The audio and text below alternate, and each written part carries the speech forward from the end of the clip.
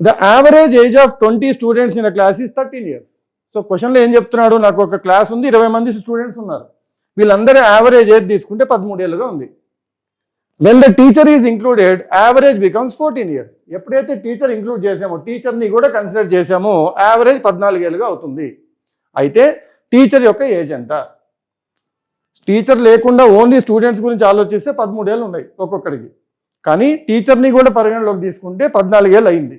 అయితే teacher age ఎంత అని అడుగుతున్నాడు. చిన్న లాజిక్ చూద్దాం.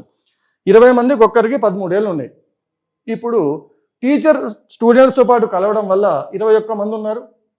ఈ 21 మందికి ఒక్కొక్కరికి 14 ఏళ్ళు వచ్చింది. అంటే స్టూడెంట్స్ పెరగలేదు, టీచర్ దగ్గర ఉన్న ఏదైతే ఎక్స్ట్రా వాల్యూ ఉంటుందో ఆ వాల్యూనే వీళ్ళందరూ పంచుకున్నారు. ఎంతమంది పంచుకున్నారు? టీచర్తో కలిపి 21 మెంబర్స్ పంచుకున్నారు. అలా పంచుకోవడం వల్ల 13 కాస్త 14 అయింది. అంటే ఒక్కొక్కరికి 1 year ఎక్స్ట్రా వచ్చింది. అంటే క్వశ్చన్ ఏం చెప్తుందంటే, టీచర్ దగ్గర ఆల్రెడీ ఉన్న ఏజ్ కన్నా 21 మందికి ఒక్కొక్కరికి 1 year ఎక్స్ట్రా ఇచ్చేంత అదనంగా ఉంది. 21 మందికి ఒక్కొక్కరికి 1 year ఇచ్చిందంటే టీచర్కి 21 ఏళ్ళు ఎక్స్ట్రా ఉన్నట్టే. అంటే టీచర్కి 13 ఏళ్ళ కన్నా 21 ఎక్స్ట్రా ఉన్నట్టే. అంటే టీచర్ ఏజ్ ఎంత అంటే 13 + 21. ఈ క్వశ్చన్ మొత్తానికి మీనింగ్ ఏంటంటే 13 + 21 = డాష్. కానీ 13 + 21 డాష్ అని ఎస్ఎస్సి ఎగ్జామ్లు వేసి మరీ చీప్గా ఉంటుంది కాబట్టి దానికి ఈ విధంగా మంచి మేకప్ వేసి మీకు ఒక పెద్ద క్వశ్చన్గా చూపించాడు. దాన్ని మనం అర్థం చేసుకొని 13 + 21 ఎంత అని అర్థం చేసుకుంటే మీ ఆన్సర్ అయిపోయింది.